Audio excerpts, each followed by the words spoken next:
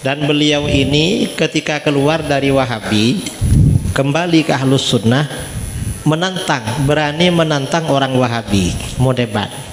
Beda dengan orang Ahlus Sunnah yang pindah ke Wahabi, diajak ketemu gak mau saudara.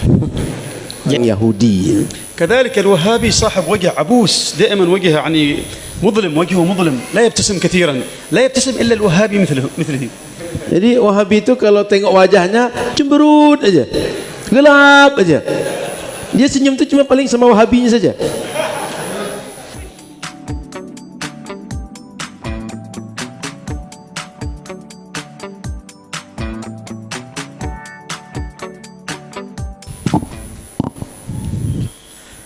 Assalamualaikum warahmatullahi wabarakatuh.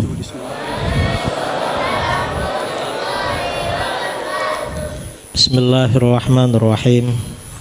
Alhamdulillahi rabbil alamin. Wassalatu wassalamu ala ashrafil anbiya wal mursalin Sayyidina Muhammadin wa ala alihi wa sahbihi ajma'in. Amma ba'du.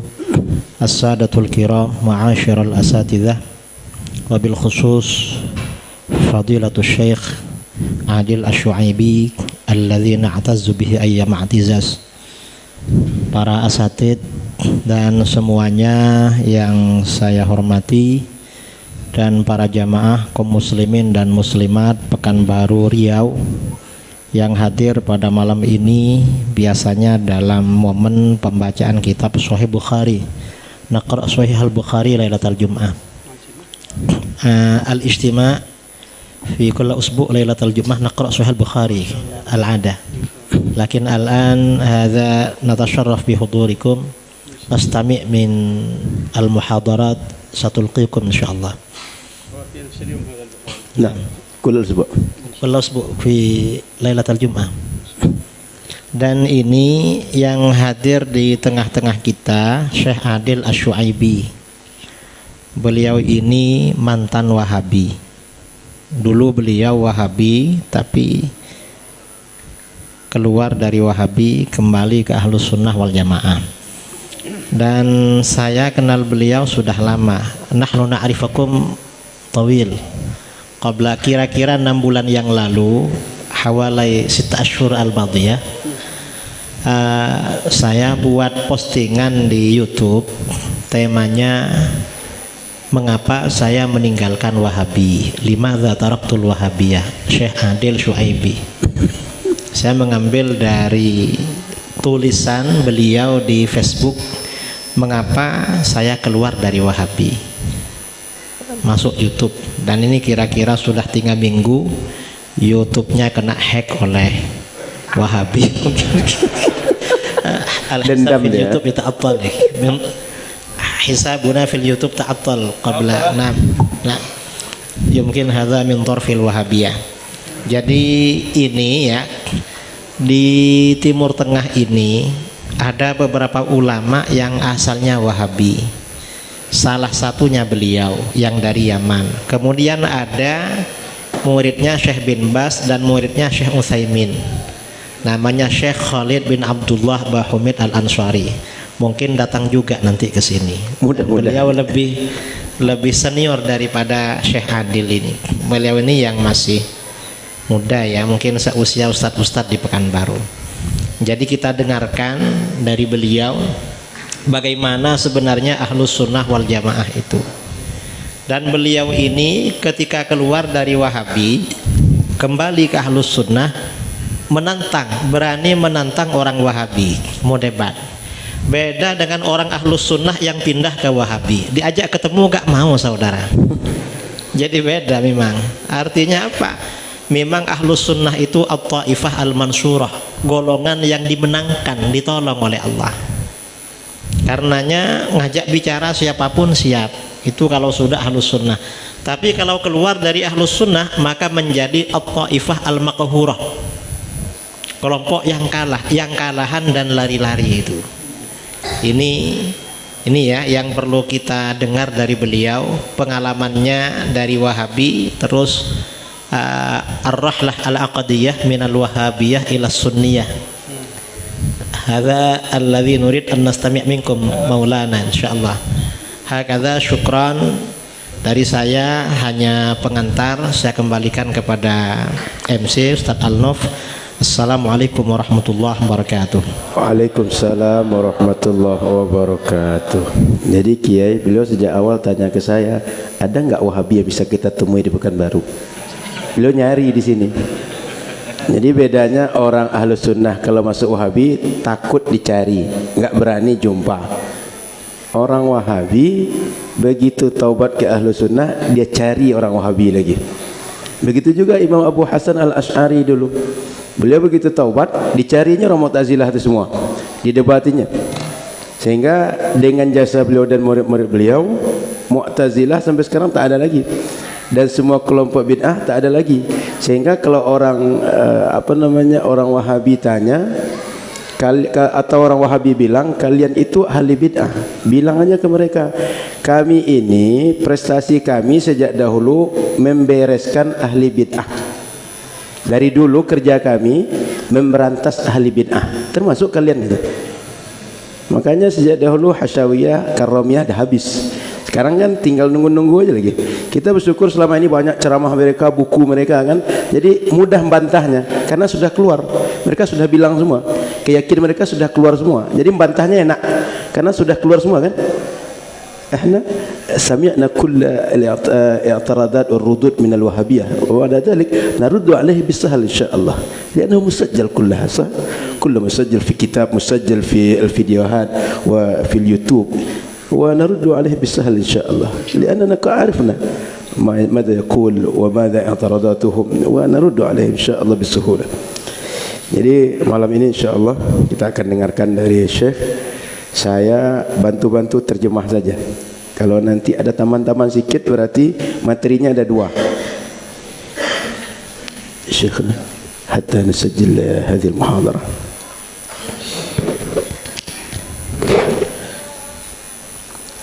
Jadi Bapak Ibu rahmat Allah Subhanahu wa taala, kita lanjutkan untuk mendengarkan muhadarah dari Syekhna.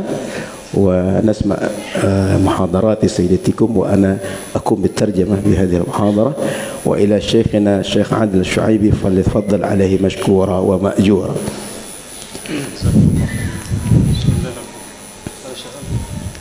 شغل هذا بسم الله الرحمن الرحيم الحمد لله رب العالمين اللهم صل وسلم وبارك على سيدنا محمد وعلى آل سيدنا محمد. أحمد الله سبحانه وتعالى الذي بنعمته تتم الصالحات الذي جمعنا في بيت من بيوته نتناصح ونتآزر ونتناصر ويوصي بعضنا بعضا بالحق والصبر والعصر إن الإنسان لفي خسر إلا الذين آمنوا وعملوا الصالحات وتواصوا بالحق وتواصوا بالصبر. Alhamdulillah, dengan rahmat Allah kita berkumpul di masjid ini, di rumah di antara rumah-rumah Allah, untuk kita saling bersilaturahim, saling bertegur sapa, saling berkasih sayang, saling menasihati, mengamalkan firman Allah, wal asri innal insana lafi khusr illa alladhina amanu minas salihat wa tawassaw bil haqq wa tawassaw bis sabr. الحقيقة أن مما يدل على شؤم البدعة الوهابية أنها تلاحقني في كل مكان أذهب. أينما أذهب أجد مشكلة الوهابية هي المشكلة الأبرز، وأجد أن الفوضى الأكثر في البلدان التي أذهبها يفتعلها الوهابية. Jadi malangnya saya, kata beliau, kemana saya pergi selalu jumpa masalah Wahabi. Datang ke mana-mana negara selalu Wahabi masalahnya di situ. Wahabi sedang hangat-hangatnya di situ. Termasuk sampai di sini Wahabi juga masalahnya. وهذا يعني أنها أنا لا أحب أن أتكلم عنها حقيقة، لا أحب أن أتكلم عن الوهابية، ولكن يبدو أنها أكبر فتنة اليوم تواجه المسلمين في العالم الإسلامي. Sebenarnya saya tak mau cakap banyak tentang Wahabi itu. Cuma nampaknya fitnah terbesar umat Islam hari ini adalah Wahabi ini. لو أن الوهابية ظهرت في بلادها وكانت مجرد فكرة يعني أفكار تبناها أناس بسبب اجتهاد لقلنا هذا رأيهم واجتهادهم وكل يعمل على شاكلته، ولكن مشكلة هؤلاء أنهم سلكوا هذا المذهب المخالف تماما لأهل السنة والجماعة، وأصبحوا ينشرونه بكل الوسائل، وسيطروا على وسائل الإعلام، وسيطروا على المال، وسيطروا على القنوات الفضائية، وسيطروا على الإنترنت، ويفعلون كل ما بوسعهم من أجل أن ينشروا هذا المذهب الخطير المتطرف في كل أصقاع الأرض. Kalau sekedar Wahabi hadir, mereka sebarkan paham mereka, beramal dengan paham mereka, nggak ada masalah. Yang repot itu Wahabi hadir di kelompok masyarakat, dia beda dengan yang lain, dia tak sama dengan ahlu sunnah, kemudian menguasai semua media. Lalu ketika menguasai semua media, disebarkan pemikir mereka untuk bagaimana menentang pemikiran-pemikiran yang ada. Dan mereka memunculkan ekstremisme dalam berpikir, sehingga nanti muncul berbagai konflik di masyarakat. Sehingga internet, media, apa saja alat komunikasi yang bisa untuk menjangkau banyak orang, mereka upayakan. Mereka tujuannya bagaimana pendapat mereka, pemikiran mereka melekat di masyarakat, sehingga segala upaya mereka buat, mereka halalkan semua cara. ونحن نعرف أو نعتقد أن شيوخنا في هذه البلدة المباركة، الشيخ كيائي محمد عيدروس، جميع المشايخ في هذه البلدة لم يشغلوا أنفسهم بالحديث عن الوهابية لأنهم يحبون المشاكل أو يحبون المصادمات مع الناس، ولكن لأن هنالك خطر يهدد هذه البلاد، هنالك خطر يهدد العقول ويهدد العقائد ويهدد الإيمان، يهدد الأطفال، يهدد الشباب، لأن هذا الفكر يتخطف العقول ويتخطف خصوصا الصبيان الشباب الذين لا يعون ولا يفهمون الأمور بشكل جيد. Sebenarnya para guru kita syekh-syekh di Indonesia ini juga nggak suka bicara tentang Wahabi. Cuma masalahnya Wahabi ini mengancam pertama pemikiran kita, agama kita, akidah kita, anak-anak bujang yang baru belajar, anak-anak kecil yang akan bertumbuh, sehingga nanti dia akan mengancam pemikiran masyarakat sekitar kita. Kalau tak dibendung segera, nanti anak-anak muda yang baru belajar, mereka yang baru semangat belajar, anak-anak yang akan tumbuh, mereka akan bawa pemikiran ekstremisme yang dia mengancam kebersamaan kita. نحن إذا أردنا أن نتحدث عن الوهابية هل هم من أهل السنة أو هم من أهل السنة، في الحقيقة لا نحتاج أن نقيم دليل على ذلك. يعني لو سألنا أنفسنا متى ظهرت كم عمر هذا اللقب، يعني لقب أهل السنة والجماعة كم عمره؟ هذا اللقب ظهر في القرن الأول، في أواخر قرن الصحابة ظهر هذا اللقب، والوهابية ظهرت قبل 200 سنة. إذن هذا يعني إيش؟ هذا يعني أن فكرة الوهابية فكر طارئ على المسلمين، ليس هو فكر أهل السنة والجماعة. أهل السنة والجماعة هو الإسلام الصافي الخالص الذي كان عليه الصحابة وكان عليه التابعون. هل يمكن أن يكون الصحابة والتابعون وأتباع التابعين وسلف الأمة هؤلاء كلهم لم يكونوا من أهل السنة حتى ظهر هؤلاء في القرن الثالث عشر أو في القرن الثاني عشر وقالوا نحن أهل السنة؟ هل يمكن أن يكون هذا معقولا مقبولا؟ Jadi apakah Wahabi ahlu sunnah atau tidak, sebenarnya nggak perlu kita memberikan argumen untuk memberikan bukti, membuka berbagai lembar sejarah. Ahlu sunnah itu adalah istilah yang telah muncul sejak abad pertama Islam. Wahabi ini muncul baru abad 12, abad ke-13. Jadi apakah dulu sahabat, generasi setelah sahabat, generasi berikutnya bukan ahlu sunnah? Kok dulu sudah beriman dengan keyakinan sesuai Rasulullah dan sahabat, tapi ahlu sunnah itu muncul baru abad ke-12? Apa masuk akal? Apa masuk akal kalau seandainya ahlu sunnah itu baru muncul 2 abad yang lalu? Kan nggak masuk akal. Dulu Rasul, sahabat, generasi berikutnya dengan agama yang bersih, yang jernih, yang sesuai dengan yang diinginkan oleh wahyu dari Allah Subhanahu wa taala. Jadi nggak perlu kita membuktikan Wahabi ini ahlu sunnah atau bukan. Pasti bukan ahlu sunnah. عندما ظهر ابن عبد الوهاب وفرقته الوهابية ماذا فعلت؟ يعني هل دعت الناس مثلا إلى الأخلاق؟ هل دعت الناس مثلا إلى الإيمان؟ هل حافظت على إيمان الناس؟ أو أنها جاءت من أجل أن تئد، من أجل أن تدمر وأن تحطم إيمان الناس؟ الفكرة هذه أصلا فكرة الوهابية بنيت على تكفير المجتمعات الإسلامية، بنيت على أن كل من ليس وهابي فهو كافر. ولهذا كانوا ينصون في رسائلهم محمد بن عبد الوهاب وأتباعه وتلاميذه كانوا ينصون على أن دولة الخلافة الأتراك دولة كافرة، وعلى أن المسلمين في الشام وفي مصر وفي اليمن وفي المغرب وفي شرق الأرض ومغاربها كلهم كفار، ولا يوجد مسلم على وجه الأرض إلا من كان على طريقة محمد بن عبد الوهاب وأتباعه. Agama yang dibawa pemahamannya oleh Muhammad bin Abdul Wahab bukan agama menguatkan akidah, menanamkan akidah, tapi adalah bagaimana menghancurkan akidah yang sudah kuat. Sehingga kerja mereka sejak muncul mengkafirkan umat Islam, menganggap semua selain mereka adalah kafir. Sehingga orang Syam, orang Mesir, orang Hijaz, orang mana saja di luar mereka bukan Islam. Maka dalam kitab-kitab mereka tertulis bahwa dimanapun orang selama mengikut kepada Turki Utsmani tidak mengikut kepada mereka, mereka adalah kafir. Jadi dari dulu kerja mereka menuduh kita kafir. Kalau sudah kafir berarti nanti halal darah, halal harta kita. Siap-siaplah nanti dibunuh orang Wahabi nanti. إذا سألنا الآن سؤال مثلا لماذا اليوم الوهابية يستهدفون إندونيسيا؟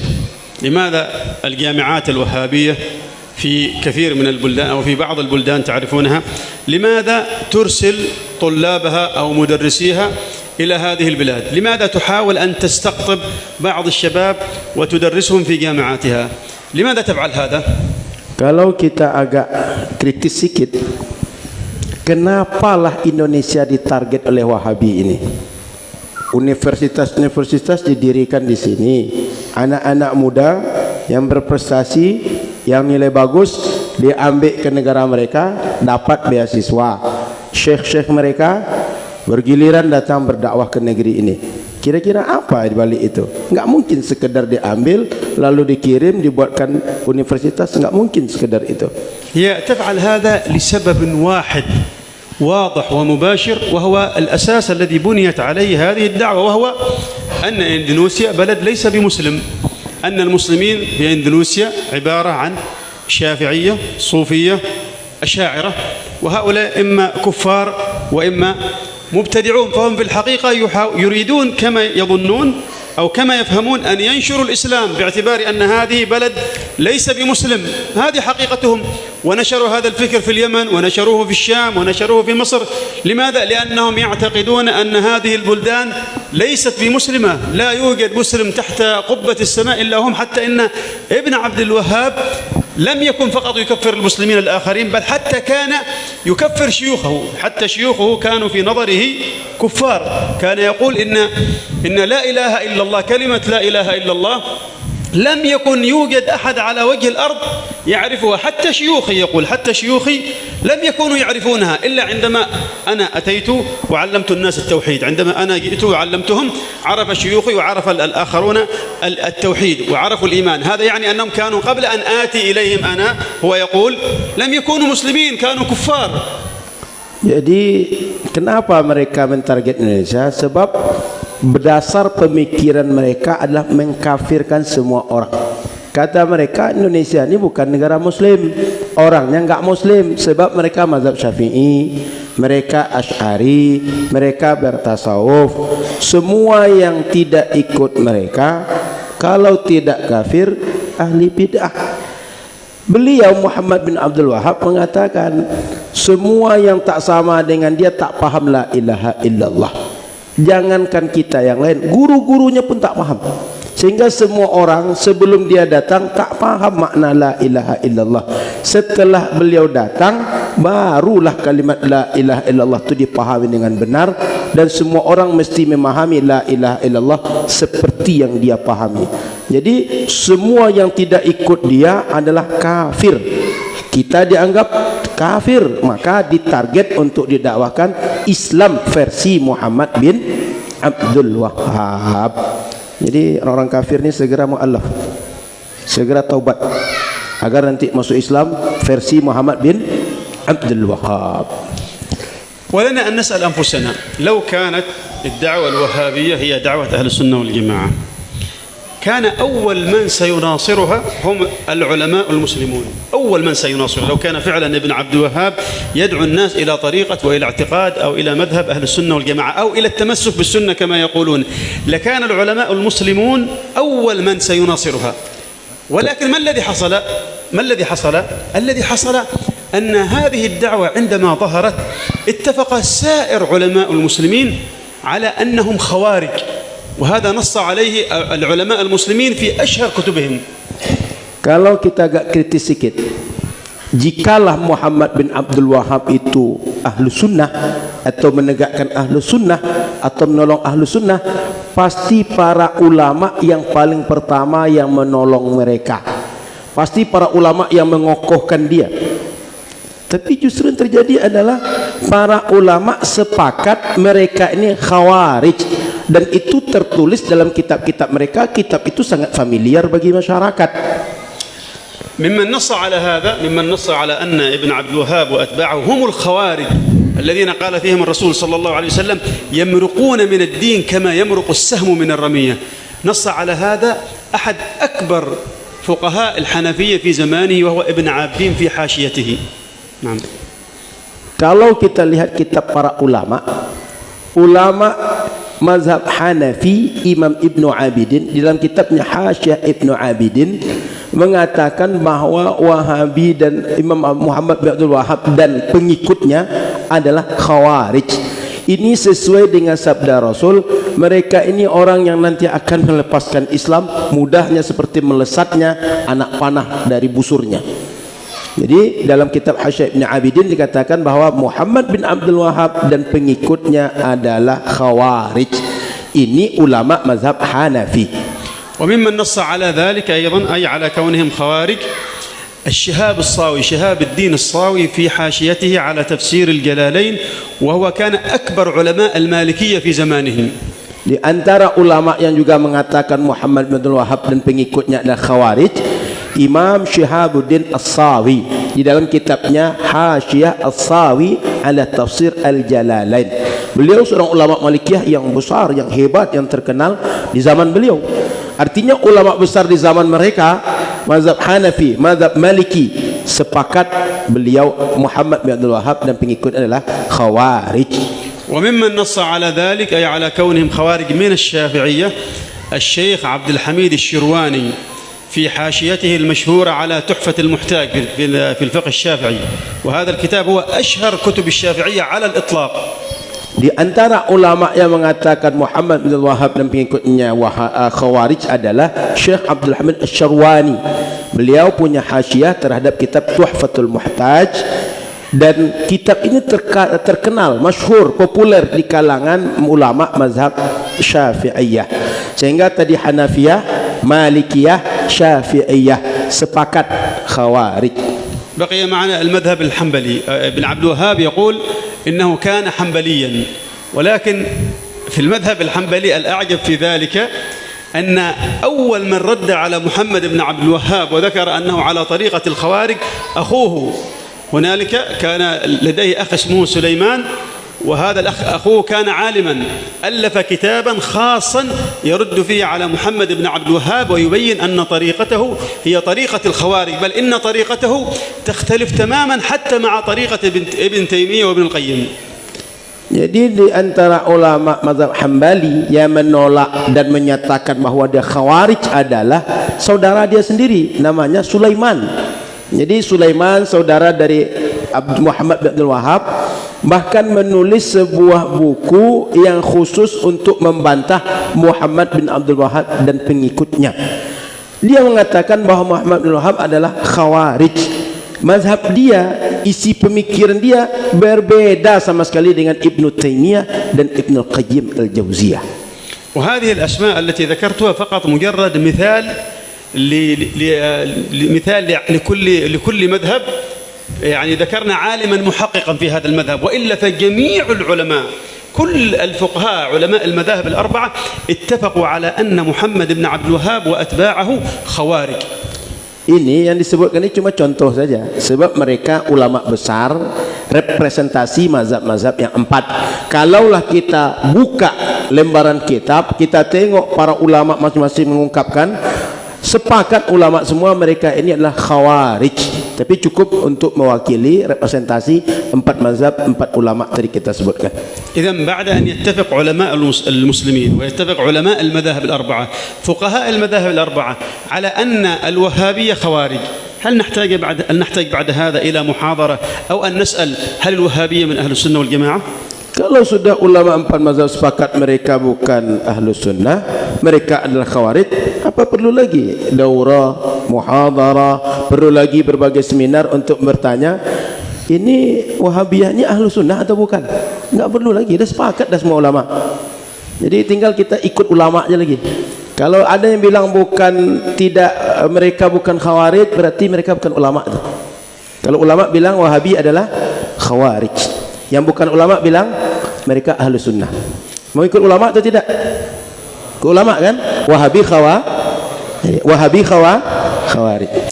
أنا أعلم أن كثير من الناس لا يحب هذا الكلام، يقول لك أنتم تجتمعون في المسجد من أجل أن تتكلموا في الناس، من أجل أن تبدعوا الناس، من أجل أن تطعنوا في الناس، ولكن الحقيقة نحن نجتمع هنا ونتكلم في هؤلاء لنحذر الناس من خطر يتخطف الأطفال والشباب والنساء والرجال، وهذا الخطر موجود في كل بيت.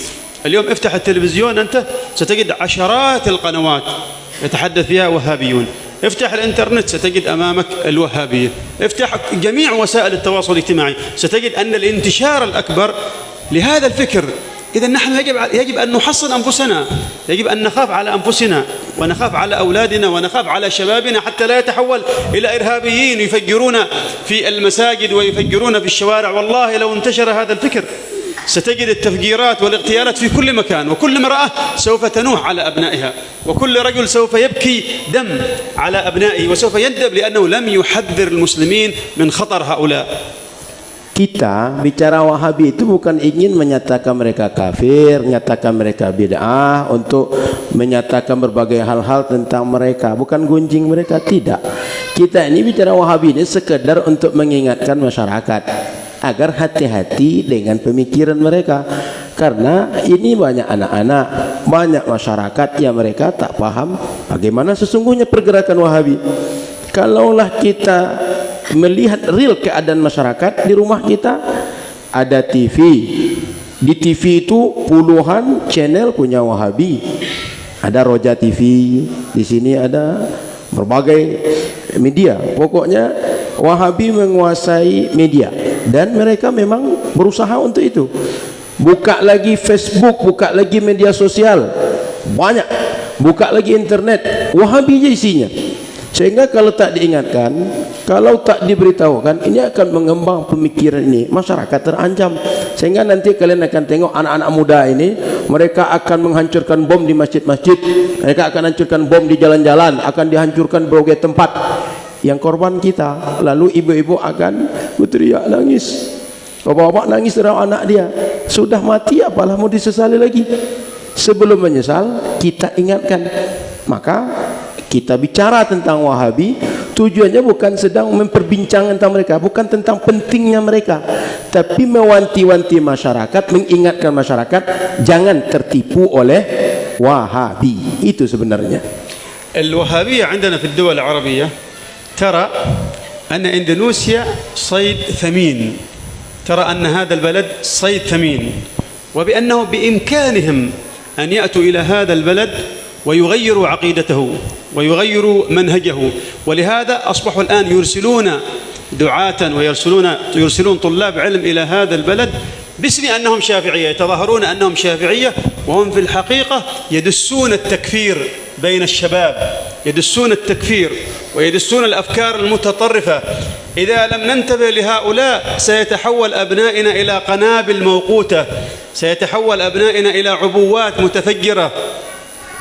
Mereka orang Arab memandang Indonesia ini bagikan buruan yang sangat berharga. Kita ini macam buruan yang berharga, sehingga semua orang tertarik untuk mengejarnya. Maka mereka kirim para dai, kirim para syekh. Tujuannya apa?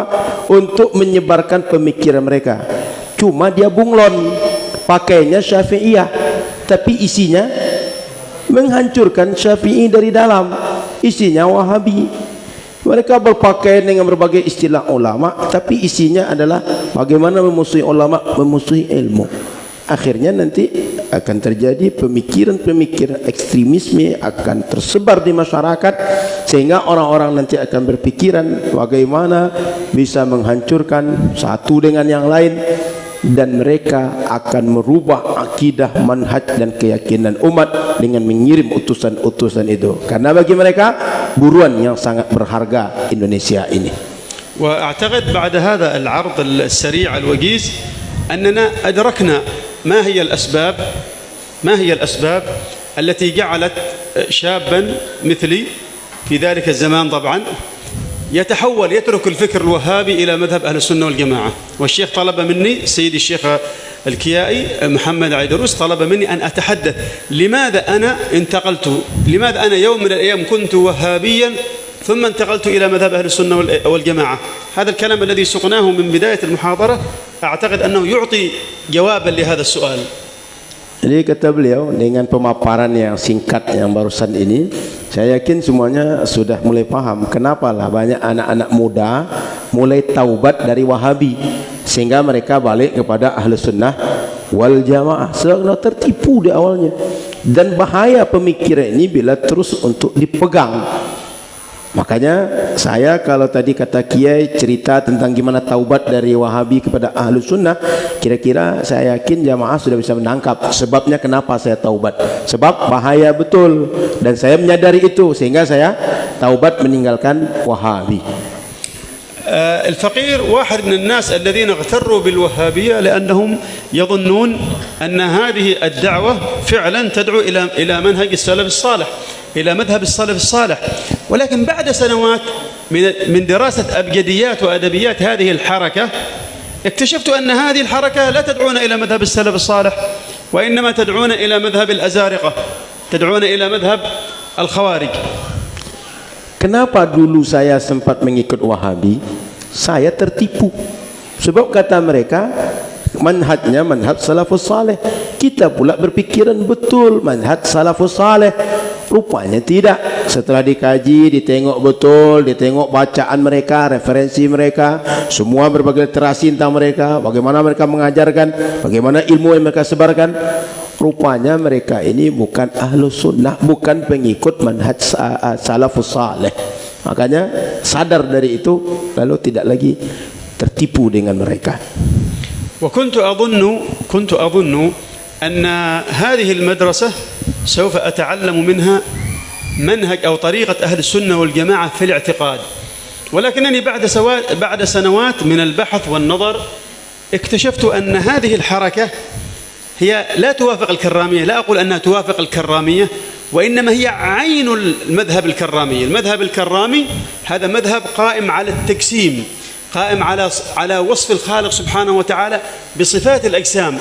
المذهب الكرامي هو عينه المذهب الوهابي، لا فرق.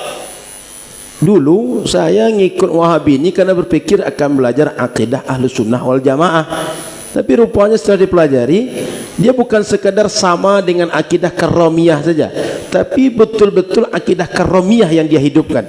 Akidah karramiyah adalah akidah yang menyatakan Allah itu berjisim, Allah punya fisik, Allah punya bentuk kebendaan, sehingga Allah itu macam berhala tapi dalam kepala. Sehingga bedanya orang musyrik dengan Wahabi itu, kalau musyrik berhalanya depan kepala, kalau Wahabi berhalanya dalam kepala. Ngerti? Jadi beda tipis. Musyrik dengan Wahabi itu tipis bedanya. Kalau musyrik berhala depan kepala, kalau Wahabi berhala dalam kepala. أنتم تلاحظون في كتب الفقه، الذي يدرس الفقه سيجد أن الفقهاء خصوصا في كتب الخلاف ينقلون أن هنالك خلافا بين الفقهاء في تكفير المجسمة. هنالك بعض الفقهاء يرى أن المجسمة مرتدون، يعني خارجون عن الإسلام، أفسدوا إسلامهم، أفسدوا دينهم بالتجسيم. خلاف الفقهاء في المجسمة ينطبق تماما على الوهابية. يعني أنت الآن يحق لك أن تقول اختلف فقهاء المذاهب في تكفير الوهابية، لأن هذه المسألة خلافهم كان في تكفير الكرامية. الكرامية هي الوهابية، ولكن نحن في مذهبنا الشافعي الصحيح عندنا المرجح في مذهب الشافعي أن الكرامية أو المجسمة تقسيم غير صريح ليسوا كفار، ولكن هذا كون العلماء اختلفوا في تكفيرهم هذا يعني أنهم على عقيدة خطيرة جدا. Kalau kita pembelajar fikih dan kita tengok tentang bagaimana khilaf ulama tentang Wahabi ini dia mujassim, lalu mujassim ini kafir atau tidak, akan kita dapati bahwa para ulama beda pendapat tentang karomiyah dulu, apakah mereka mujassim lalu kafir atau tidak. Jadi para ulama sudah berbeda pendapat dalam hukum mereka antara kafir dan tidak kafirnya, dalam artian apakah mereka tuduh kafir atau bid'ah saja. Dalam mazhab Syafi'i terkenal bahwa mereka dianggap tidak sampai pada kafir, tapi mereka adalah disebut dengan ahli bid'ah saja dalam akidah. وكذلك بعد سنوات من البحث، بعد أن كنت أظن أن هذا الفكر سوف يجعلني لصيقا، يعني كنا نحن نظن أن الوهابية هي طريقة الشافعي وطريقة أبي حنيفة وطريقة الفقهاء وطريقة المحدثين، وإذا بنا نكتشف بعد سنوات أن هذا الفكر مبني على تكفير جميع علماء المسلمين. كل علماء المسلمين في نظر هؤلاء كفار. لماذا؟ سأقول بعد الترجمة. Jadi dulu saya ketika ikut Wahabi berpikir saya akan belajar metode para ulama ahli hadis, ulama ahli fikih, ulama ahli sunnah wal jamaah. Semua ulama kita akan mengikut ulama itu dengan metode Wahabi ini. Pemikiran beliau dulu begitu. Rupanya setelah didalami enggak begitu. Mereka justru mengkafirkan semua ulama. Artinya semua ulama dulu mereka kafir dalam pandangan mereka. Kenapa begitu? الوهابية مثلا يقولون من استغاث برسول الله صلى الله عليه وسلم فهو كافر، والواقع أن جميع العلماء المسلمين يستحبون الاستغاثة برسول الله صلى الله عليه وسلم. إذن فجميع علماء المسلمين في نظر الوهابية كفار. Wahabi itu ketika masalah tawassul, masalah istighatsah menganggap semua yang melakukan itu syirik, yang melakukan itu semua adalah bid'ah. Padahal kenyataannya umat Islam ini hampir semuanya menyukai tawasul, istighatsah dalam doa mereka, sehingga mereka berbeda betul dengan para ulama, berbeda dengan ahlu sunnah. Para ulama mengamalkan, mereka tak menyatakan itu salah. Yang benar itu ulama atau mereka seharusnya? Ulama yang benar kan? Karena mereka bukan ulama. Jadi yang benar itu harusnya ulama. Tapi kata mereka tawasul, istighatsah, syirik. Sementara kata ulama ini adalah sunnah, ini adalah boleh untuk dibuat dan kita semua mengamalkan itu. إذن بعد هذا كله لماذا أسلك طريق الوهابية؟ سيقول بعض الناس مثلا أنا أسلك طريق الوهابية لأن هؤلاء علماء في الحديث، لأنهم من أهل الحديث. الواقع يقول الحقيقة العلمية التاريخية تقول إن الكرامية والخوارج لا علاقة لهم بعلم الحديث، وأن أهل الحديث هذا اللقب تاريخيا لم يكن يطلق إلا على أتباع الإمام الشافعي. يعني نحن أنتم أهل أندونيسيا، أنتم أهل الحديث، أهل أندونيسيا، ماليزيا، اليمن، قبل أن يظهر هؤلاء تاريخيا هم أهل الحديث وليسوا هم الوهابية. إذا أردت أن تطلب الحديث فعليك بأهل السنة، عليك بأهل التصوف، عليك بأهل التمذهب. أما هؤلاء فهم مجرد أدعياء لا يوجد عندهم هذا العلم، علم الحديث. وأنا أكلمكم هنا من مصدر خبرة، من معاشرة ومن ممارسة ومن مباشرة لهذا العلم. أنا كنت هنالك في بعض مراكزهم أدرس الحديث، ولكني وجدت أنهم لا يعرفون شيئا يذكر عن علم الحديث. Dulu saya mengira mereka ini ulama ahli hadis sehingga saya mau ngikut mereka. Tapi rupanya setelah dipelajari mereka sama sekali bukan ahli hadis. Sama dulu Karramiyah, Khawarij juga bukan ahli hadis. Enggak ada hubungannya mereka. Enggak ada secuil pun ilmu mereka dalam ilmu hadis. Saya ini kata beliau sudah lama mempelajari Wahabi itu. Bahkan saya ini pengajar di beberapa tempat yang mengajarkan tentang bagaimana ilmu hadis dalam versi Wahabi. Sehingga hubungan saya banyak dengan mereka, dengan tokoh mereka, dengan kitab mereka, dengan metode mereka, saya ngajarkan.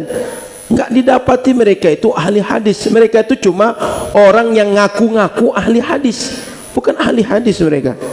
Yang justru ahli hadis itu sejak dahulu istilah itu diberikan kepada Imam Syafi'i dan pengikut Imam Syafi'i.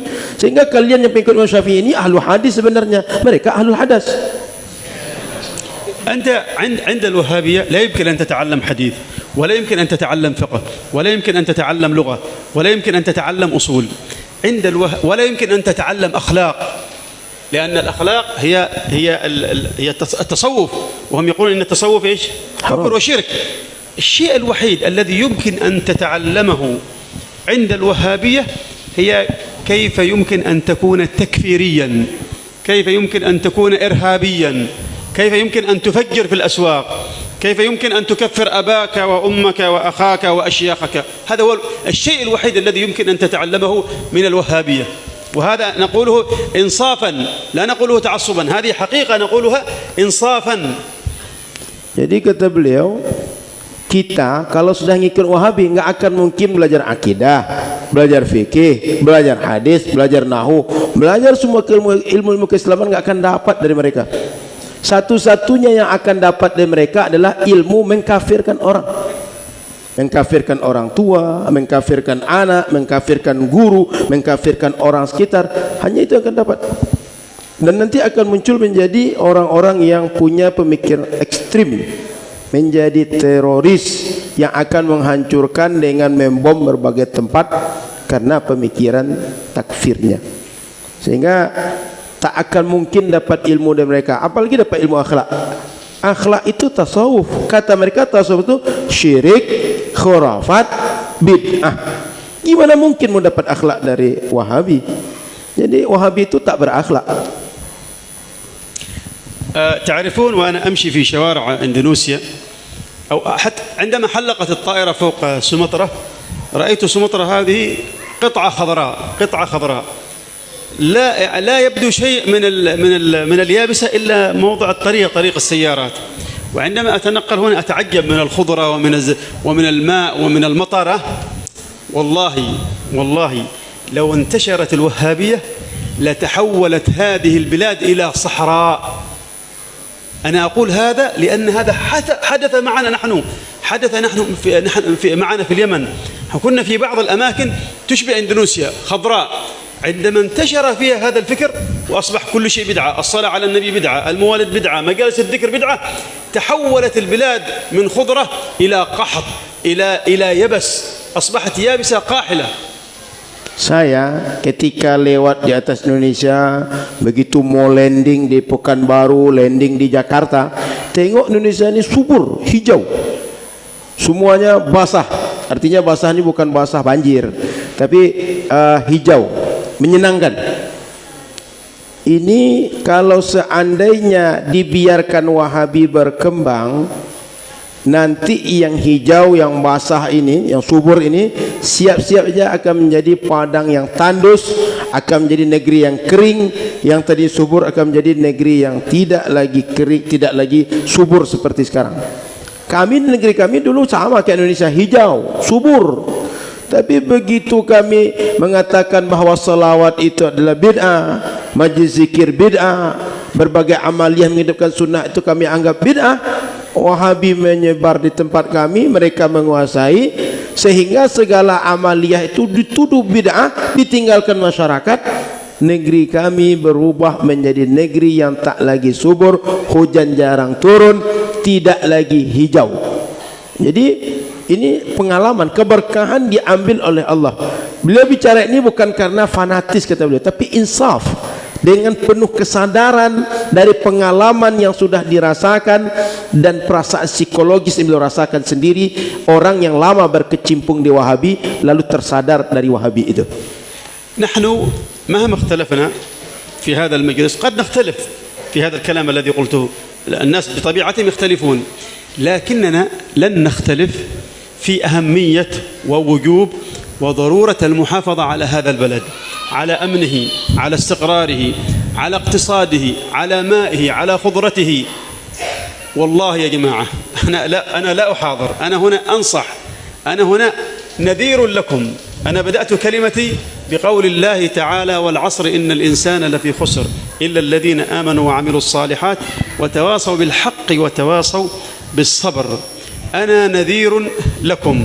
إذا تم غض الطرف عن هؤلاء سيتحول حال البلاد، سيتحول حال أندونيسيا، وسوف تبكون على هذه الأيام وتبكون على ما أنتم عليه من النعيم كما أصبحنا نحن اليوم نبكي عندما ظهرت الوهابية في بلادنا. Saya, kata beliau, sangat yakin kita di majelis ini mungkin saja akan beda pemahaman, akan beda apa yang kita tangkap dari yang disampaikan. Tapi saya yakin kita sebenarnya sepakat menjaga keamanan negeri, kesuburan negeri, keutuhan negeri. Kata beliau pasti kita sepakat untuk itu. Maka oleh karena itu kita mesti sama-sama menjaga negeri kita sendiri. Sehingga kalau kita ini pengen negeri kita tetap subur, airnya tetap mengalir, tetap turun hujan, cukup, dan kita semuanya dalam keadaan cukup dengan karunia Allah. Tapi kalau seandainya pemikiran Wahabi ini dibiarkan, khawatir, saya mengingatkan di sekarang akan terjadi seperti pengalaman yang sudah kami lalui. Sehingga hari-hari yang seperti sekarang ini, yang nikmat ini, yang hijau ini, yang senang ini, yang subur ini, yang kita sejuk merasakan di negeri ini, hanya akan menjadi tangisan yang dia hanya penuh penyesalan. Seperti kami, dulu negeri kami subur, hijau, senang kami di situ, nikmat rasanya dengan keadaan yang sejuk negeri kami. Sekarang sudah berubah. Kenapa? Sejak tersebarnya Wahabi. Jangan sampai terjadi negeri kita. Saya dari awal mengingatkan, saya bukan berlebih-lebihan, tapi saya sekedar mengingatkan. Makanya saya buka muhadarah tadi, ceramah tadi dengan wal asri, bahwa kita ini saling menasihati. Saya dalam posisi menasihati, bukan dalam posisi berlebih-lebihan untuk menakut-nakuti. Tapi jangan sampai terjadi pengalaman yang sudah berlaku dengan negeri kami, kata beliau. ونحن إذا نتكلم عن هذه البدعة الخطيرة نريد أن نوصي إخواننا في أندونيسيا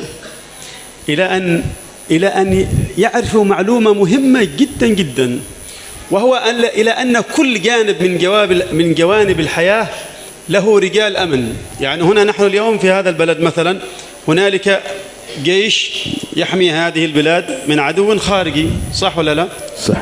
وهنالك رجال أمن، هنالك ما يسمى بالأمن القومي، صح؟ وهنالك ما يسمى بالأمن الغذائي الذي يحمي الاقتصاد ويعمل على توفير الغذاء لأهل هذه البلد.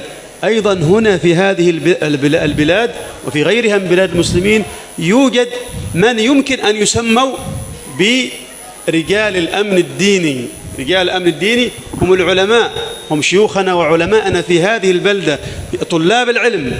أوصيكم ونفسي أن نعين هؤلاء وأن ندرك مدى فضل الله سبحانه وتعالى علينا أن أوجد فينا رجال الأمن هؤلاء الذين يعملون على حماية عقائدنا وحماية إيماننا وحماية أخلاقنا، ويعملون على حماية أبنائكم هؤلاء اليوم الشيوخنا الكيائي وغيره من العلماء وطلاب العلم. هؤلاء هم في الحقيقة يقدمون لنا معروفا لأنهم يحمون أبناءنا، يحمون فلذات أكبادنا من هذه الأفكار المتطرفة. ولولا وجود هؤلاء لأصبح أبناؤنا صيدا ثمينا وسهلا لهذه الأفكار التخريبية المتطرفة. Jadi setiap bidang itu ada yang tokoh-tokoh atau orang-orang yang menjadi penjaganya. Ya, samalah negeri kita ada yang menjaga keamanan seperti tentara. Di bidang ekonomi ada juga orang-orang yang menjaga stabilitas ekonomi. Segala bidang itu ada selalu orang yang menjaga di situ. Dalam bidang agama juga ada para tokoh, para alim yang menjaga keagamaan masyarakat. Sehingga para ulama, para penuntut ilmu di negeri ini, mereka adalah penjaga agama di negeri ini. Oleh karena itu, para penjaga agama ini mesti sama kita support. Karena mereka menjaga agama kita, menjaga negeri kita, menjaga anak-anak kita. Sehingga tak terpengaruh dengan pemikiran Wahabi, tidak terpengaruh dengan pemikiran yang dia merusak.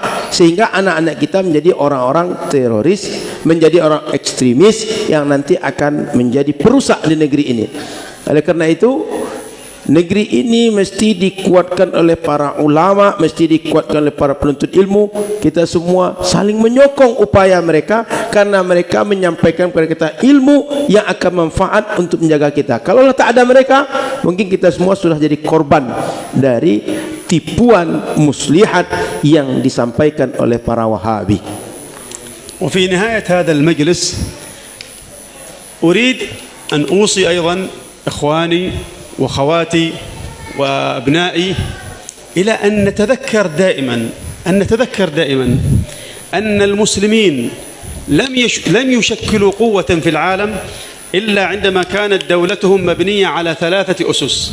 الأساس الأول التمذهب، والأساس الثاني عقيدة أهل السنة والجماعة الأشاعرة، والأساس الثالث التصوف. عندما كان المسلمون كانت دولتهم ومجتمعهم ومثقفوهم وعلماءهم كلهم متفقون وبنوا علومهم وبنوا دولتهم على هذه الأسس الثلاثة، كان المسلمون أقوى من تحت السماء، أقوى أهل الأرض، دولتهم أقوى دولة وهيبتهم أعظم هيبة، ولم تنهر دولتهم ولم تنقص هيبتهم ولم يطأهم أعداؤهم بأقدامهم إلا عندما تخلوا عن هذه الأصول والأسس الثلاثة.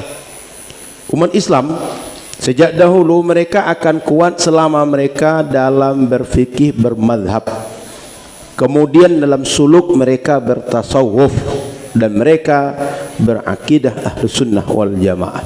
Selama masih berpegang dengan 3 pokok ini, dengan 3 tiang ini, maka pasukan umat Islam, tentara umat Islam, dan umat Islam selamanya akan kuat. Mereka akan dimuliakan, mereka akan disegani, mereka akan ditakuti. Tapi kalau sudah lepas dari 3 ini, kita tak ada kekuatan, kita akan lemah, kita tidak akan lagi dianggap sebagai yang menakutkan.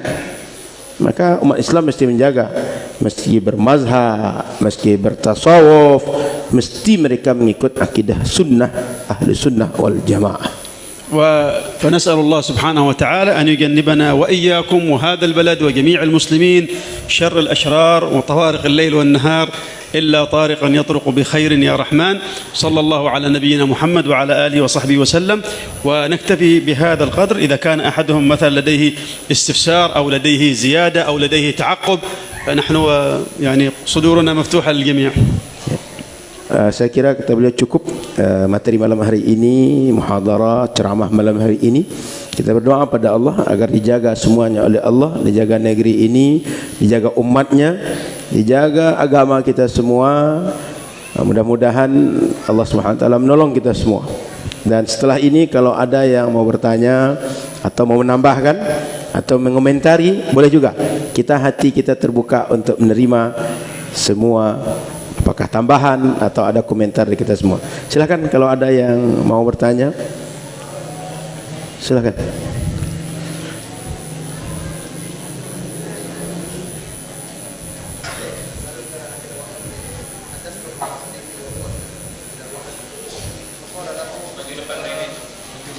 أعطيهم في مايك.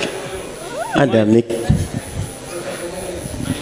لا لو في مايك أحسن علشان لأنه يمكن بعضهم أيوه أعطيه المايك أحسن.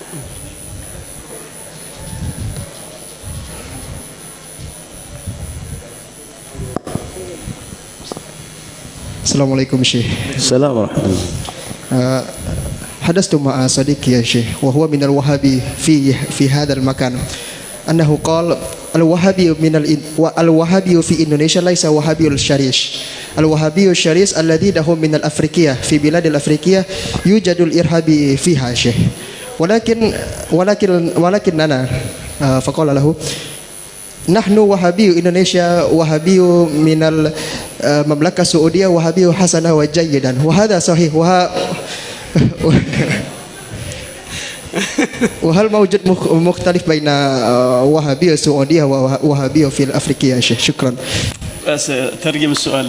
Jadi kata beliau cerita cakap dengan orang Wahabi sini. Kata orang Wahabi sini, Wahabi yang dari sini bukan Wahabi yang dari Afrika itu. Wahabi yang ke situ Wahabi Saudi. Wahabi Afrika itu yang jahat. Wahabi Saudi itu baik-baik. سأقول لك شيء. لو أننا الآن عندنا شخص صهيوني يهودي صهيوني، أعتقد لا يوجد هنالك من هو أكثر شرا من اليهود. لو سألت اليهود وقلت له كيف اليهود، سيقول لك اليهود حلوين حبوبين طيبين، صح ولا لا؟ صحيح. أكيد الوهابي سيقول إيش؟ سيقول نحن لسنا كذلك، نحن يعني طيبين ونحن معتدلون. Jadi anggaplah di sini nih ada satu orang orang Yahudi ini Zionis. Orang Zionis, dia pasti akan bilang tentang dia orang Zionis itu orang baik, orang suka damai, cinta, sayang. Wahabi ya lebih kurang gitu juga. Dia akan bilang kami ini baik, kami ini macam es krim, manis, lembut, penyayang.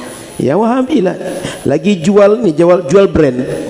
Lagi melariskan dagangan, itu biasa gitu. الوهابية في العالم كله هي عبارة عن فروع، يعني الأصل هو السعودية. ما دون ذلك في دول العالم الوهابي مجرد فرع، يعني الأصل الوهابية المركزة، الوهابية الممتلئة توهبا هي الوهابية في تلك البلاد. فهنالك التطرف، يعني من تلك البلاد، من الجامعة الإسلامية، من جامعة أم القرى يتم تصدير التطرف. لأن كيف يمكن أن تكون الوهابية في السعودية معتدلة والوهابية التي هي فرع متطرفة؟ هذا كلام ليس عقلي، حتى ليس مقبولا عقلا. Jadi Wahabi yang di berbagai negeri ini cabang-cabang aja semua. Pusatnya Saudi, induknya Saudi.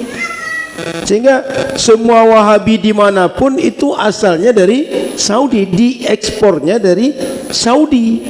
Sehingga kalau dari Saudi Jamiah Islamiyah Madinah jadi Jamiah Ummul Qura Makkah, mereka adalah orang-orang ekstremis. Kok bisa sampai di cabangnya mereka orang-orang yang mu'tadil, orang-orang yang dia punya pemikiran yang pertengahan moderat? Ya nggak masuk akal lah. Dari pangkalnya keruh, masa di ujungnya jernih? Nggak mungkin. تعلم السعودية نفسها، السعودية كدولة وكشعب، طبعا هم ليسوا وهابية كدولة وكشعب، السعودية كدولة وكشعب تعاني من الوهابية الآن. هي دعمت الوهابية وشجعتها في بداية الأمر لأسباب سياسية، لكنها الآن تعاني من الفكر الوهابي، ولهذا أدخلوا كثير من شيوخ الوهابية إلى السجون، وإلى الآن لا زالوا يقبعون في السجون. بسبب وجود هؤلاء الوهابية المتطرفين في هذه البلاد اليوم يتم تشجيع العلمانية وتشجيع الليبرالية، بل وتشجيع حتى دخول بعض الأفكار والأخلاق التي تنافي تماما الإسلام. Jadi Saudi sebenarnya secara masyarakat dan negara itu bukan Wahabi. Ini cuma faktor politik di awal dulu saja, kong kaling kong aja.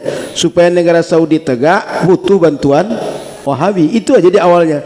Cuma setelah berjalan waktu, justru Saudi sekarang menderita dengan adanya Wahabi itu. Kesulitan, kerumitan dengan adanya Wahabi ini. Sehingga dengan adanya Wahabi banyak pemikiran-pemikiran ekstrim yang muncul. Itu memancing timbulnya orang-orang liberal, yang kemudian timbullah berbagai hal yang seperti hari ini kita lihat di luar nalar kita, di luar prediksi kita tentang Saudi. Sehingga berbagai hal budaya, berbagai pemikiran bebas betul sekarang. Kenapa? Dia sebagai upaya kontra terhadap pemikiran Wahabi yang sangat keras. Muncullah liberal yang sangat longgar. Jadi akibat terlalu keras muncul lawannya. Jadi sekarang para syekh Wahabi itu banyak dipenjarakan oleh kerajaan Saudi Arabia karena mereka lah sebab masalah di negeri itu. هنالك يعني بعد فترة من الزمان أدرك الوهابيون أنهم نموذج قبيح، أن أفكارهم قبيحة، وأن الناس بدأت تنفر منهم وبدأت ترفضهم، فأصبح كثير منهم اليوم يتظاهر بأنه معتدل. يعني يمكن يلقى شخص صوفي ويبتسم له ويضحك له، وربما يعزمه عنده في البيت، ربما هو يحضر وليمة، لكنه فقط يتظاهر بالاعتدال. فإذا حاققته ووضعته على المحك وصارحته بعقيدته ستجد أن عقيدته يعني هي عقيدة أهل التكفير، لا فرق بينه وبين الوهابي الذي الوهابي عبوس الوجه. في النهاية كلهم في الحقيقة متساوون، لا فرق بينهم. اللهم في وهابي ربما يبتسم، وهابي وجهه عبوس فقط، هذا هو الفرق. Jadi Kalaulah kita tengok Wahabi itu kan merasa semacam playing victim. Mereka karena banyak dikomentari orang, banyak didebat orang, banyak dihujat orang, maka ketika hadir di masyarakat itu nggak pede lagi dengan Wahabi mereka, sehingga muncul masyarakat menyatakan kami ini orang moderat, kami ini orang bersahabat, kami ini kalau hadir di acara pesta macam orang kebanyakan moderat, bisa bersama membaur dengan kalian.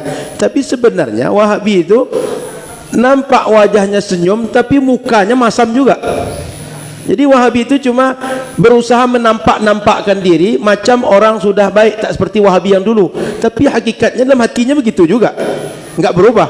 Casingnya nampak berubah, isinya itu juga. Tapi casing berubah ini masih nampak juga bahwa Wahabi ya begitu juga rusaknya. Dia mengkafirkan orang, pemikiran dia, sehingga pokoknya yang tak sama dengan mereka kafir. Jadi Wahabi itu kalau ada yang bilang bahwa dia sudah mulai moderat, sudah mulai sekarang terbuka, itu hanya lipstick saja. Sebenarnya ya begitu juga, rusak juga. Jazakallah khair. Nah, cukup kata beliau. Jangan tambah lagi. Merasai Wahabi inti. Fadal, ada yang lain? ما في كلام آخر غير الوهابية. وهابية الوهابية تقسي القلب. Kata beliau, bicara Wahabi ini mengeraskan hati. Kalau bisa selain Wahabi lah kita bicara lagi, kata beliau. خلاص سؤال آخر في الوهابية. Ada pertanyaan lain? شيخنا الله يحفظكم. لا تفضلوا. Assalamualaikum warahmatullahi wabarakatuh. Kan baru ini kan bisa dikatakan hampir setiap masjid lah ada pengikut Wahabi itu salah Ustaz. Bagaimana kita dalam berkawan itu Ustaz? Apakah kita jauhi ataukah kita berkawan sekedarnya saja Ustaz? Mungkin yang kedua, mungkin kami kan takutlah Ustaz bahwa Wahabi ini merajalela, apalagi ulama-ulama gitu Ustaz. Apakah cukup kita hanya mengadakan daurah gini saja Ustaz? Apakah juga perlu mengikrarkan dengan pemerintah bahwa aswaja itu ya kita Ustaz? Wahabi itu tak masuk, artinya mereka berbahaya gitu Ustaz. Apakah nunggu Imam Mahdi pula dulu Ustaz baru kita bisa bersatu, ataukah ketika Imam Mahdi itu datang Wahabi ini pula yang menolak kedatangan Imam Mahdi ini Ustaz? Mungkin itu saja Ustaz. Assalamualaikum warahmatullahi wabarakatuh. Assalamualaikum. Huwa yaqul الوهابي داخل كل مسجد فهل نتعايش معه أو نبتعد منه نخليه كذا يعني أو نتعايش معه كأنه الصديق أو نبتعد منه. الثاني لا بس نجيب على هذا أولا بعد ثاني. الناس يختلفون. الأصل أن الوهابية خوارج كرامية، يعني الوهابية جمعوا شر البدع. فكر الوهابي جمع أسوأ بدعتين في التاريخ الإسلامي، وطريقة أهل السنة وطريقة السلف هي مجانبة أهل البدع، يعني عدم الجلوس معهم. ليش؟ لأنهم يفسدون القلب. لكن لو كان الإنسان مثلا طالب علم متمكن يمكن أن يؤثر في هؤلاء تأثير إيجابي فيعود إلى يمكن أن يقنعه بأنه يعود إلى مذهب أهل السنة والجماعة، ففي هذه الحالة يمكن أن يعايشه. يعني الإنسان العادي الغير متعلم الغير متمكن من العلوم لا يجالس مع هؤلاء، بل يفر منهم كما يفر من الأسد، لأن مجالسة الحيوان المفترس أهون من مجالسة الوهابي. الوهابي سوف يفسد عليك عقلك، سيفسد عليك قلبك، يفسد عليك دينك. الحيوان المفترس ربما يضرك، ربما يقطع عضو منك، لكنه لن يصل إلى قلبك. هؤلاء يستهدفون القلب ويستهدفون العقل. فالأصل أننا نجانب أهل البدع، أن يكون بيننا وبينهم حاجز منيع، إلا إذا كان الإنسان طالب علم متمكن يمكن أن يناظر ويمكن أن يناقش ويمكن أن يرغم الوهابي ويقنعه بأن الحق هو مذهب أهل السنة والجماعة لا مذهب الوهابية. Jadi metode ahlu sunnah itu menghindari ahli bid'ah, jangan mendekat kepada ahli bid'ah karena mudaratnya besar, terutama bagi orang yang dia bukan muta'allim, bukan santri, bukan orang yang punya ilmu. Jadi sebaiknya kalau masyarakat umum itu menjauh dari Wahabi. Bahkan seperti kita menjauh dari binatang buas yang menakutkan. Kalau binatang buas itu mencakar kita paling luka, bisa disembuhkan. Tapi kalau Wahabi merusak pemikiran, merusak hati, mengeraskan hati, lebih berat, lebih mudarat. Kerusakan Wahabi ini lebih parah dibanding sekedar dicakar oleh binatang buas.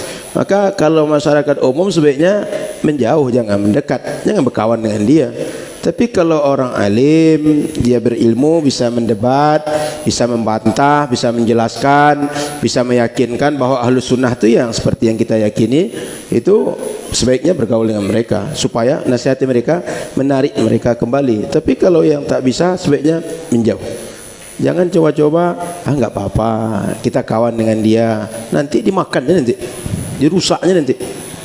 Jadi lebih mudarat. Dan Wahabi ini adalah bid'ah paling buruk yang ada dalam sejarah Islam. Maka ulama menyarankan jauhi ahli bid'ah, tinggalkan ahli bid'ah. Jadi orang Riau jauhi Wahabi, jauhi ahli bid'ah. Bid'ah paling buruk Wahabi.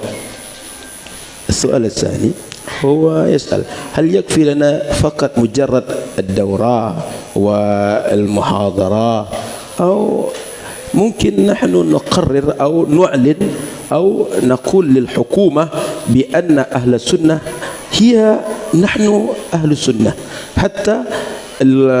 حتى صدر الحكومة القرار بأننا أهل السنة وغير أهل السنة لا يسمح في هذا البلد مثلا.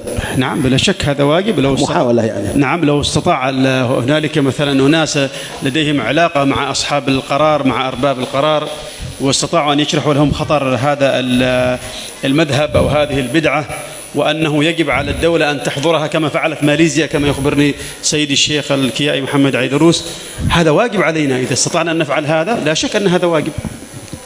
Jadi terkait dengan usaha untuk mengatasi Wahabi ini, jika ada di antara kita yang bisa punya koneksi ke pemerintah, bisa meyakinkan pemerintah, bagus, lobi pemerintah, sampaikan bahwa Wahabi ini berbahaya, sesat. Wahabi ini mengancam keamanan negeri. Jadi kalau ada di sini istri DPR atau istri wali kota atau dia wali kota hadir di sini, kamu mana tahu lah kan?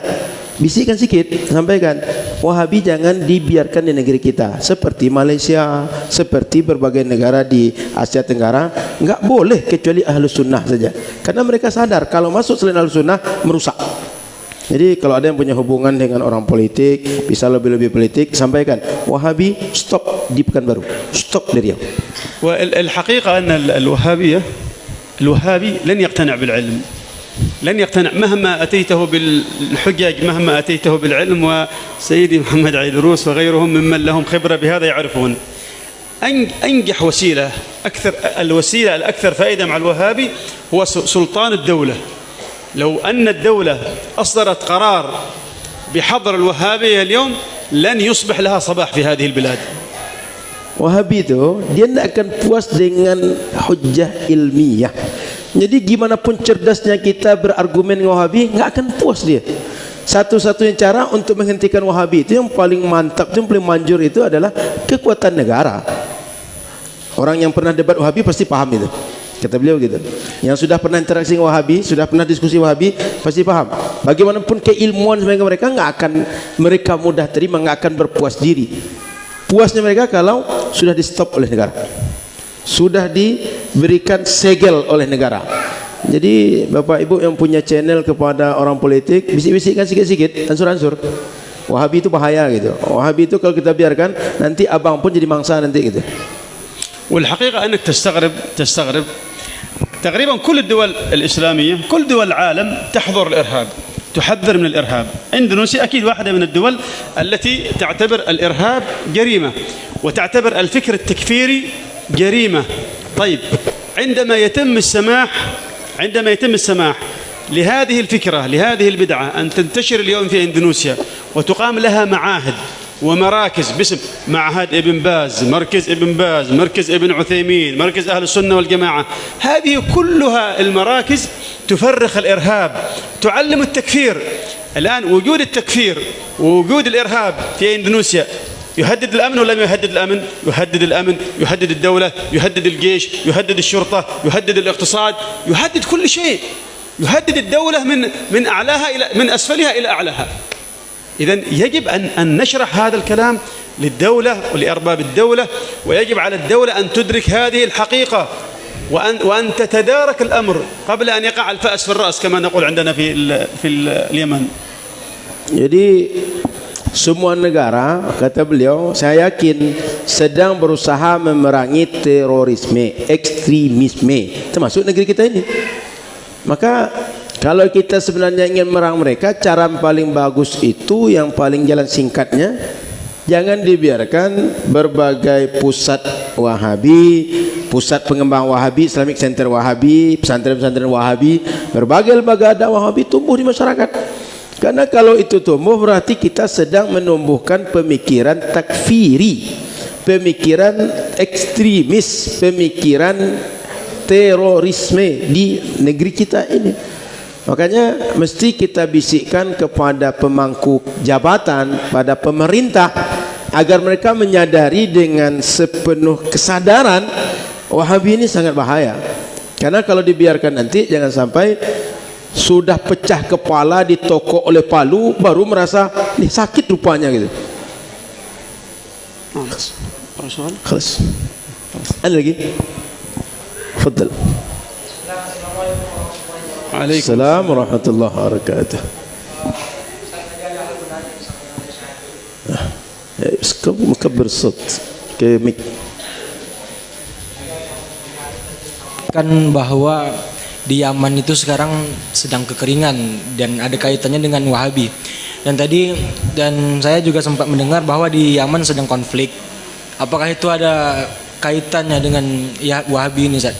Tolong Syekh Adil jelaskan keadaan Yaman sekarang bagaimana di sana, karena di Pekanbaru masyarakat mungkin memandang Wahabi ini hanya kajian-kajian sunnah, manis, indah lah pokoknya Wahabi Pekanbaru ini, tidak seperti yang ditakutkan oleh Syekh Adil tadi yang telah terjadi di Yaman seperti itu. Terima kasih. Assalamualaikum warahmatullahi wabarakatuh. Assalamualaikum warahmatullahi wabarakatuh. ويسأل بأن في اليمن الآن أصاب القحط وفي اليمن في تنازع بين الكثير من الفئات ونحن في بكنبارو نتعايش مع الوهابي كأنه هو درس السنة، كأنه محاضرة قيمة، كأنه هو ايش اسمه فقط المجاملة، كله حل، كله تمام، كله جمال. كأن الناس يعيش مع الوهابي بصديق حميم، بقريب، يتعايش معه بأمر جميل هكذا. أي بدعة تظهر تكون في البداية ضعيفة، وأصحابها لا بد أن يتظاهروا بأنهم لطيفين، بأنهم أصحاب أخلاق حسنة. فإذا تمكنوا وانتشرت هم يدسون السم، يدسون أفكارهم بهذه الأساليب. فإذا انتشرت الوهابية في إندونيسيا كما انتشرت عندنا في اليمن، حينها سيكشرون عن أنيابهم وسوف ترى وجها آخر مختلفا تماما. نعم. Jadi sudah menjadi tradisi kelompok bid'ah sejak dulu. عفوا، حينها لن يتعايش معك الوهابي. حينها بعد إذا تمكن سيقول لك إما أن تتبعني وإلا فأنت كافر، ويحصل في هذه البلاد والعياذ بالله ما حصل عندنا في اليمن. Jadi sudah biasa, sudah menjadi sunnah di mana-mana kelompok bid'ah itu begitu muncul itu dia lembut-lembut, dia seakan berkawan, cari perhatian, ngambil hati orang. Tapi begitu sudah kuat, sudah besar, akan nampak taringnya akan muncul. Wajahnya akan beda dengan yang dulu. Dulu kawan, dulu lembut, dulu berakhlak. Tapi begitu sudah kuat, dimangsanya kita. Begitu sudah kuat, dihabisinya kita. Begitu dia sudah kuat, pilihnya satu dan antara dua saja. Ikut saya atau kamu kafir. Enggak ada lagi pilihan lain. Jadi air kalau dia kecil mudah untuk diarahkan, tapi kalau sudah besar dengan kampung-kampung dihanyutkannya. Api kalau kecil itu gampang untuk dimatikan, tapi kalau sudah besar dengan awak-awak dibakarnya. الوهابيون لا يتعايشون فيما بينهم البين. كيف يتعايشون مع الصوفية والأشاعرة؟ هذا لا يمكن. عندنا في اليمن أحد شيوخ الوهابية هو مشهور وأنا درست عنده، الله يرحمه، قتله وهابيون آخرون، يعني قتله وهابيون آخرون. فجاء وهابيون آخرون غير هؤلاء يفعلون محاضرة فرحانين أنه قتل، أنه تم قتله، فرحانين يعني رأوا أن قتله نصر لهم. طيب إذا كان الوهابي مع الوهابي هكذا، الوهابي يستحل دم الوهابي، الوهابي يفرح إذا مات الوهابي، إذا قتل الوهابي، فما بالك بموقف الوهابي من الأشعري ولا من الصوفي؟ Wahabi itu nggak akan pernah hidup berdampingan dengan Asy'ari, dengan Sufi. Saya katanya punya pengalaman, ada syekh saya Wahabi dibunuh oleh Wahabi yang lain. Datang Wahabi yang ketiga, sampaikan muhadarah, sampaikan ceramah, sampaikan khutbah, menyatakan kebahagiaannya meninggalnya syekh saya. Jadi Wahabi satu membunuh Wahabi yang kedua, Wahabi ketiga menyampaikan bahagia meninggalnya Wahabi yang terbunuh tadi itu. Sesama Wahabi aja mereka tak bisa damai, tak bisa akur, saling menghalalkan darah, apalagi dengan kita yang bukan Wahabi. Kita bukan Wahabi kan? Lebih lagi mereka akan musuhi kita. Jadi sesama Wahabi aja mereka menghancurkan, apalagi dengan kita yang ahli sunnah. أعطي الأخوات اللي في عندهم سؤال. Ibu-ibu ada pertanyaan, Bu? Akhwat ada pertanyaan?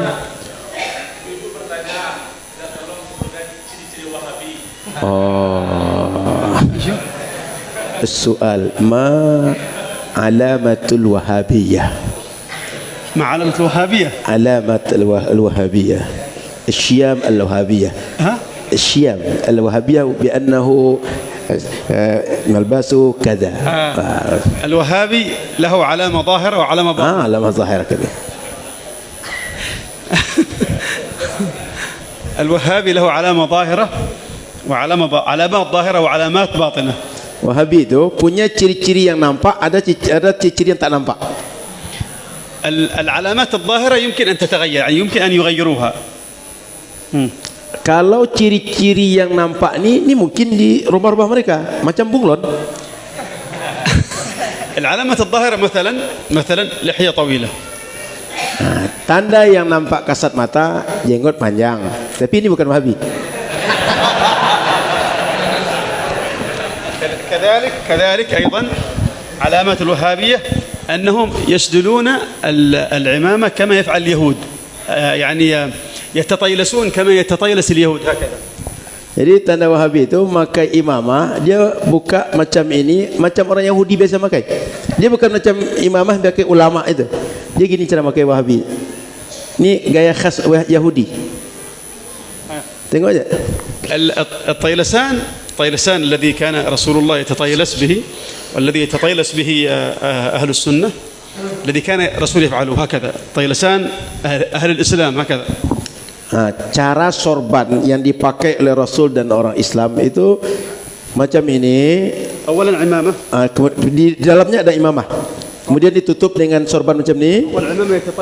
Ditutup ini atau kemudian dikalungkan. Kalau Wahabi tidak dilepaskan.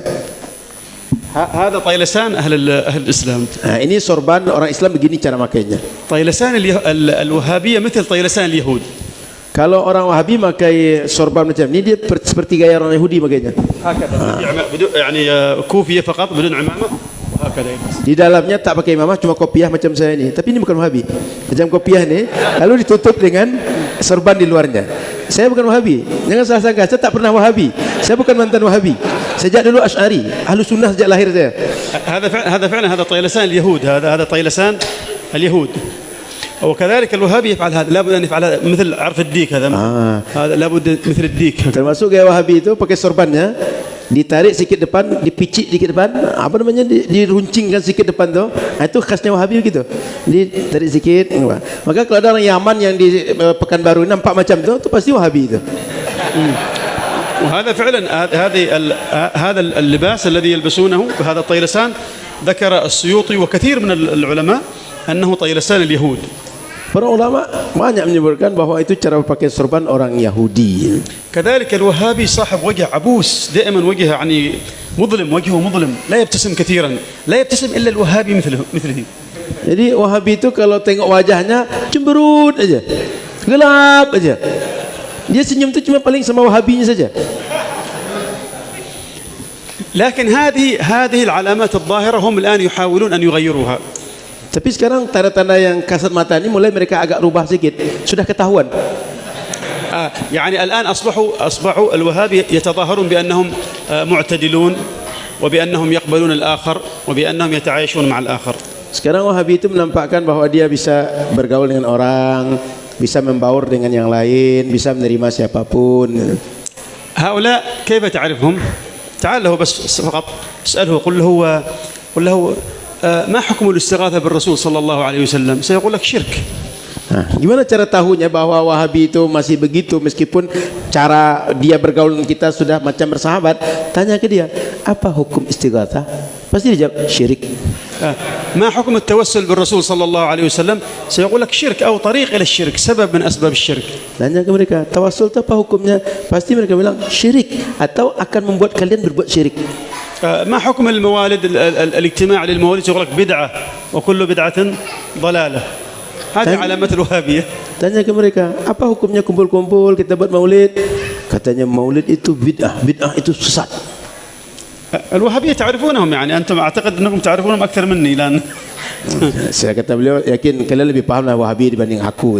Dah banyaklah kalian tengok, dah puaslah kalian tengok Wahabi gitu. Jadi sudah banyak pengalaman kalian tentang Wahabi dibanding aku, kata beliau.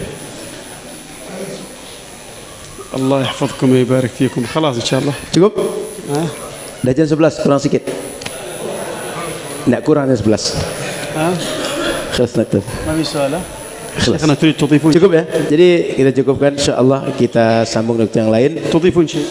يكفي يكفي. تعقيب يعني أو تعقيب على المحاضرة.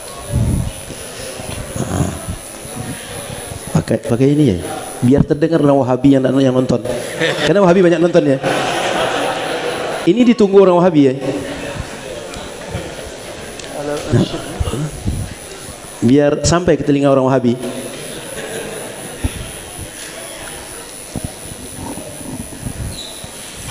Jadi apa yang disampaikan oleh Syekh Adil Asy-Syuaibi itu tentang Wahabi adanya memang seperti itu di mana-mana. Walaupun sekarang ini ada Wahabi yang hadir ke acara Maulid. Kiai, kan nggak perlu saya terjemahkan kan? Hah? Nggak perlu saya terjemahkan kan? Nggak. Saya untuk itu lah. Ba'du asatidzah Wahabiyyin al-an yahduruna al-maulid li ilqa'il muhadarat. Ba'dul muslimin fi biladina la yafhamuna al-wahabi, la ya'rifuna al-wahabi. Rubbama haula ba'du ikhwanina aqadu al-maulid thumma istadafu asatidzah Wahabiyyin li ilqa'il muhadarat. Faqala ba'dul Wahabiyyin, sebagian Wahabi bilang pada saya, Kiai, saya ini ikut maulid. Qala li ahaduhum, ya Syekh, ana hadartul maulid, hal ana min ahli sunnah hakadha. Qultu lahum, anta tahdur maulid li ilqa'il muhadarah, walakin la tab'an anta la turid an taqid al maulid fi baitik. Kamu pasti gak mau bikin maulid. Kamu datang maulid itu karena dapat berkat kalau diundang ceramah itu. Jadi kalau suruh bikin mereka gak mau. Ada yang seperti itu. Sebagian Wahabi di Indonesia ini ya, penyamaran. Jadi penyamaran lah sesama Wahabi. Dan seperti yang disebutkan oleh Syekh, sesama Wahabi itu saling mengkafirkan. Itu juga terjadi di Indonesia. Mungkin terjadi juga di Pekanbaru. Sesama Ustadz Wahabi saling tahzir, saling mengingatkan ya agar gak suka kepada sesama Wahabi. Dan itu di mana-mana. Bahkan saling takfir, sesama Wahabi saling mengkafirkan. Di daerah saya di Jawa Timur ya, di Jember itu ada kampung, ada tempat Wahabi. Di gang satunya Wahabi. Ini gang ini musuhan sesama Wahabinya. Kalau Wahabi yang gang sebelah datang tuh diusir itu. Padahal sama-sama Wahabi. Jadi Wahabi ini memang apa? Sangat senang bermusuhan. Sampai kawannya sendiri dimusuhi. Di Indonesia jadi seperti itu. Dan kita harus hati-hati dengan Wahabi. Karena Wahabi itu seperti disampaikan oleh Syekh, mereka memang aliran Khawarij, fitnah akhir zaman, pemecah belah umat, dan sangat bahaya. Walaupun mereka mungkin penampilannya agak agamis, tapi hanya secara zahir, luar itu hanya luarannya saja itu. Jadi ini yang disampaikan oleh Syekh tadi tentang bahaya Wahabi di Indonesia. Wallahu a'lam. Baik, alhamdulillah sudah ditutup oleh Kiai tadi. Kesimpulan yang disampaikan Syekh Adil tadi itu semuanya benar, nggak ada yang salah. Tinggal kita meyakini saja lagi dan kita hati-hati dengan Wahabi. Jadi kita tutup majelis ini dengan doa. Nadkhud narju minkum doa للصالحين. أنا أرجو منكم الدعاء. أنا أرجو منكم الدعاء. ونحن نرجو منكم الدعاء وكلنا نرجو منكم الدعاء. أستغفر الله العظيم. الحمد لله رب العالمين. اللهم صل وسلم وبارك على سيدنا محمد وعلى آل سيدنا محمد. اللهم يا حي يا قيوم نسألك الهدى والتقى والعفاف والغنى. آمين. اللهم جنبنا مضلات الفتن. اللهم جنبنا مضلات الفتن. آمين. اللهم جنبنا مضلات الفتن واهدنا إلى سواء السبيل. آمين. اللهم رب جبرائيل وميكائيل وإسرافيل فاطر السماوات والأرض. آمين. أنت تحكم بين عبادك فيما كانوا فيه يختلفون. اهدنا لما اختلف فيه من الحق بإذنك إنك تهدي من تشاء إلى صراط مستقيم. اللهم لا تكلنا إلى أنفسنا طرفة عين. اللهم لا تكلنا إلى أنفسنا ولا إلى غيرنا طرفة عين فنهلك يا رب العالمين. يا حي يا قيوم يا ذا الجلال والإكرام. اللهم خذ بقلوبنا إليك. اللهم خذ بأسماعنا إليك. اللهم خذ بأبصارنا إليك. اللهم يا مقلب القلوب ثبت قلوبنا على دينك. اللهم يا مصرف القلوب صرف قلوبنا على طاعتك. يا حي يا قيوم اجعلنا من العلماء العارفين. اجعلنا من الهداة المهديين غير ضالين ولا مضلين. اللهم احفظ اندونيسيا يا رب من شر الأشرار ومن طوارق الليل والنهار إلا طارقا يطرق بخير يا رحمن يا حي يا قيوم. اللهم احفظ هذا المسجد ومن حضر فيه من الرجال والنساء يا حي يا قيوم القائمين عليه. واحفظ شيوخ هذا البلد واجزهم عنا خير الجزاء وأيدهم بتأييدك يا رب العالمين. وأعطهم القوة والتوفيق والسداد والكرم الأعلى الأكرم منك يا أكرم الأكرمين. يا رب العالمين يا حي يا قيوم. اللهم انفعنا بأولياء هذه البلدة واجزهم عنا خير الجزاء ونظرهم فينا يا حي يا قيوم وحبب لهم البقاء فينا. اللهم احفظ المسلمين والمسلمات والمؤمنين والمؤمنات وارحم المسلمين والمسلمات والمؤمنين والمؤمنات الأحياء منهم والأموات. اللهم آتنا في الدنيا حسنة وفي الآخرة حسنة وقنا عذاب النار. صلى الله على نبينا محمد وعلى آله وصحبه وسلم. الفاتحة.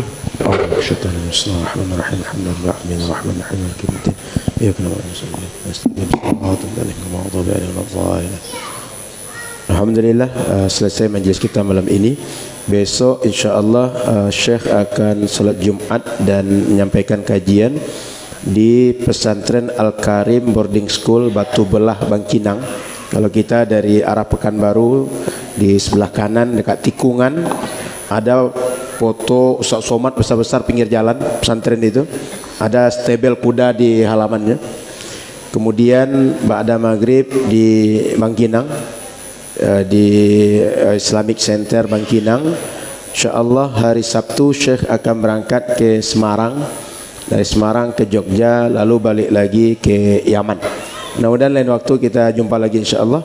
Kita adakan lagi majlis ilmu, muhadharah, daurah, kemudian berbagai kegiatan ilmiah di Pekanbaru bersama beliau lagi insyaallah.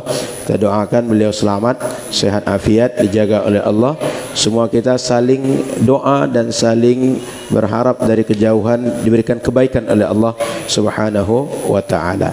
Kami atas nama panitia pengurus Masjid Al-Muqaddis, kemudian kawan-kawan dari BPIR Yayasan Wakaf Umat Majlis Sunan Al-Mustafa, Ucapkan terima kasih dan insya-Allah setiap malam Jumat masih kita lanjutkan baca Sahih Bukhari masjid ini setelah salat Isya sampai selesai.